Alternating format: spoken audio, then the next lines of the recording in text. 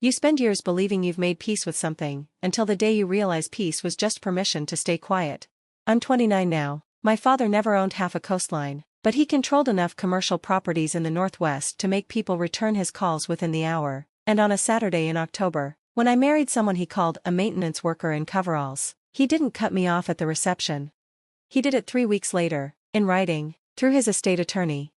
My husband didn't flinch, he just asked if I wanted coffee.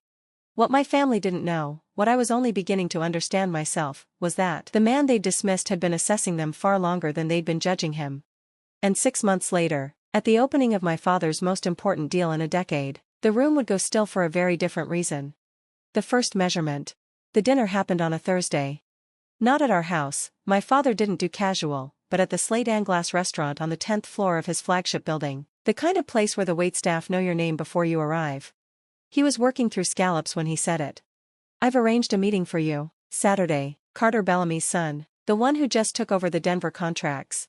I set my glass down carefully. I'm seeing someone. My father didn't look up. Seeing who? Someone you haven't vetted. That got his attention. My mother's fork paused halfway to her mouth. My older sister, Vanessa, leaned back with the faint smile of someone watching a show she'd seen before. What does he do? My father asked. He works in aviation maintenance. The silence stretched. Maintenance, my father repeated, as if testing the word for structural integrity. He's good at what he does. I'm sure he is. My father returned to his scallops, but in this family, marriage isn't about being good at things, it's about building things that last, and that requires alignment. He said alignment the way an engineer would, clean, mechanical, as if people were load-bearing beams. I thought about the brass calipers in my bag, the ones my grandfather had given me years before he died. Back when he still ran a small machine shop behind the first property my father ever purchased, the same shop my father later demolished to expand parking. I'll pass on the meeting, I said. My mother inhaled softly. Vanessa's smile widened. My father didn't raise his voice, he never did. Then you should know, he said, that your trust distribution is contingent on choices that reflect this family's values. I'd hate for you to make a decision you can't undo. It wasn't a threat. It was a term sheet. What the report said. He had me looked into. Not immediately, my father wasn't impulsive, but within the week. I found the folder on his desk 2 days later when I stopped by his office to drop off some paperwork. Thin, beige, my name printed across the tab. Inside, a single-page summary. Subject, Liam Cross. Occupation, aviation technician. Regional airfield. Assets, lease on hangar space. Older model truck. Modest savings. Family, deceased parents. No siblings. No notable estate. Concerns, none flagged. At the bottom, handwritten in my father's tight script, unremarkable. I stared at that word for a long time. Not dangerous, not wrong. Just, unremarkable. The thing that stayed with me, though, wasn't the dismissal. It was how little the report contained. For someone supposedly ordinary, Liam's background was oddly sparse. No debts, no drama, no digital footprint beyond a business lease and a vehicle registration. I tucked the thought away. Sometimes a gap is just a gap. But sometimes it's the shape of something you're not supposed to see yet. How we actually met. I met Liam 4 months earlier, and it wasn't at a charity event. I was contracted to assess an old hangar structure before a developer acquired the airfield. The place was 50 years old, built when code was more of a suggestion, and I spent most of the morning up in the trusses with a flashlight and a notepad. There was a sound I noticed first, a low hum building into a growl as a small jet powered up 2 bays over. I'd always liked that sound, the way it vibrated in your chest before your ears caught up. You're going to want to check the western gusset plate. I looked down. A man in gray coveralls stood near the open bay door, wiping his hands on a rag. The name stitched on his chest said Cross. Already did, I said. It's worse than the eastern one. Then you're the first inspector in 5 years who actually looked. I climbed down. We talked for an hour. He asked smart questions, not the kind meant to test me, but the kind that meant he actually cared about the answer. When I mentioned I'd studied structural engineering but worked in my father's portfolio doing compliance reviews, he tilted his head. Why compliance if you wanted to build? No one had ever asked me that. Because, I said, it was easier than explaining why I wanted to. He nodded like that made perfect sense. We got coffee 3 days later, then dinner, then I started driving out to the airfield on weekends just to watch him work. He never asked about my last name, never looked it up. And when I told him, weeks later, he just said, "Does that matter to you?" No. Then it doesn't matter to me. I believed him. The proposal. He asked me in the hangar, which felt right. No ring box, no script. Just Liam, wiping grease off a custom band he'd machined himself, uneven at the seam where the lathe had caught. I can't give you what they expect, he said quietly, but I won't make you smaller to fit. I said yes before he finished. Telling my family was different. I gave them 2 months' notice, like you would before demolishing something load-bearing. Vanessa posted about it within an hour, some vague story with a wrench emoji and a caption about interesting choices. My mother called and breathed into the phone for 30 seconds before saying, "You're making this very hard for all of us. Not are you happy? Not tell me about him. Just, you're making this hard." My father waited a week, then called. "If you want a wedding," he said, "I'll arrange one, but understand that it comes with expectations." I should have heard the blade in that sentence. I didn't. I was too focused on the fact that he'd said yes.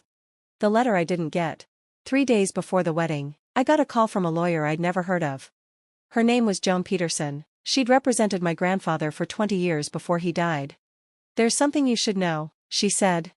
I met her in a small office that smelled like old paper and lemon polish. She slid a manila envelope across the desk.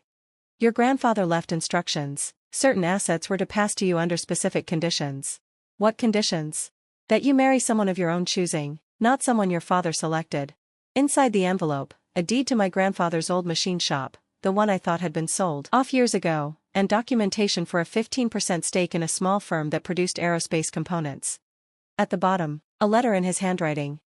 "You used to sketch things on napkins and ask me if they'd hold. One of them did. It's been earning quietly for 6 years. Your father doesn't know, your mother does."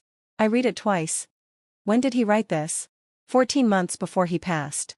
And my mother knew? Joan's expression didn't change. She was copied on the instructions. "She asked me to hold it until you were married." "She's known for a year?" "Yes." I sat very still. Not angry yet, just calculating. Why didn't she tell me? Joan didn't answer. She didn't need to. What was taken?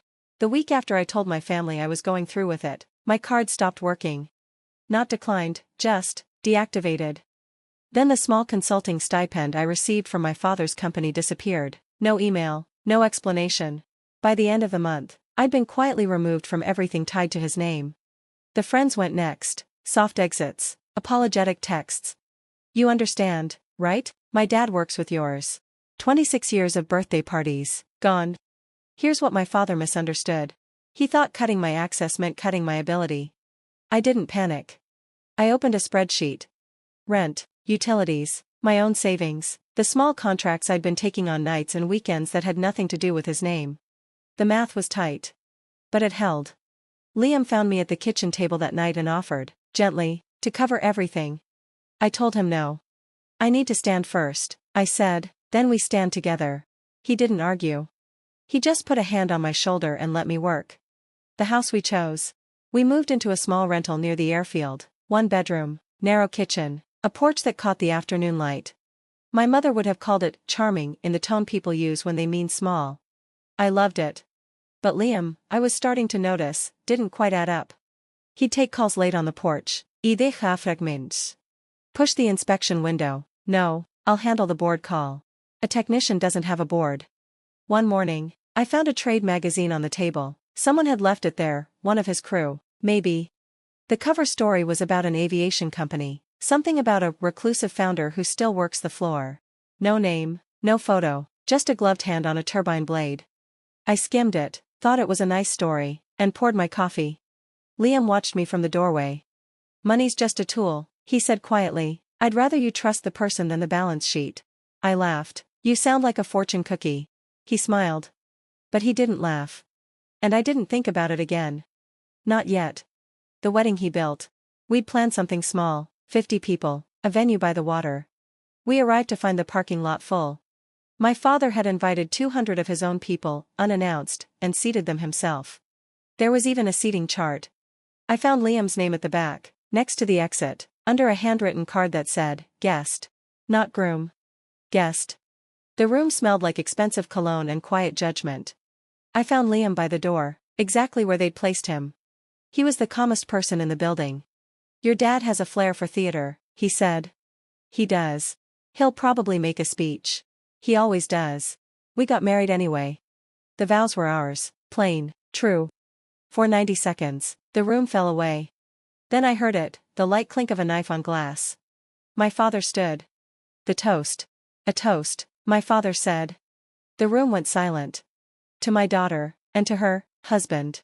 The pause did the work an insult would have. I built everything we have from a single property my father left behind, he continued, every asset, every relationship, earned. He looked at Liam. And I had hoped my daughter would choose someone capable of contributing to that foundation. A few people shifted uncomfortably. Instead, she chose someone who fixes other people's property for a living. Vanessa's phone came up. My mother dabbed at her eye. So let me be clear, my father said, as of today, my daughter is no longer a beneficiary of this family's estate, no trust, no distribution, she's made her choice. He raised his glass. I wish them well. The room held its breath. I didn't break. I stood very still, the way my grandfather taught me to stand when a load is heavier than it looks. Then Liam stood. Slowly. He buttoned his jacket and looked at my father. And he smiled. Not angry, not bitter. Just patient. Thank you for the toast, Mr. Collins, Liam said, his voice carried without effort, and for the clarity. My father waited. We don't need it, Liam said. 4 words. The room stirred.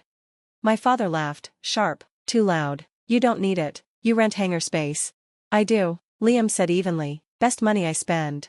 At a table near the windows, an older man in a dark suit stood and gave Liam a small nod. My father didn't know him. But I saw his certainty flicker. Just for a second. You'll understand soon enough, Liam said, everyone does eventually. He sat back down, took my hand under the table. Squeezed once. And I realized, for the first time all day, that the room was about to become ours. What I said. I didn't wait for permission. I stood and faced the room he'd packed against me. My father believes a person is worth what they inherit, I said. I let that sit. I believed it too, for a long time. I spent 26 years trying to be valuable to him. Someone shifted. I went to the right schools, smiled at the right events, and the best he ever called my work was fine for a hobby. I looked at my mother, she couldn't look back. So I paid for my own degree, nights and weekends, and I learned to build things that hold weight, real weight. I paused. Today, I didn't lose a family, I just stopped audition for one. Silence. Then, from the middle of the room, someone started clapping. Then another. Not everyone, but enough. The door's right there, I said gently. If you came for a tragedy, I'm sorry, this is a wedding, stay if you want, leave if you don't. My father's jaw tightened. 30 people left. 170 stayed. And my father, who had built a stage to watch me crumble, walked out of a room that had quietly, irreversibly, stopped belonging to him. If you've made it this far, you already know how this ends. Not with revenge. With resolution. The kind that comes when you stop measuring yourself by someone else's tools. I'll tell you the rest, the opening, the truth, the moment my father's face finally changed, but not yet. Because the best part of this story isn't what he lost. It's what I built while he wasn't looking.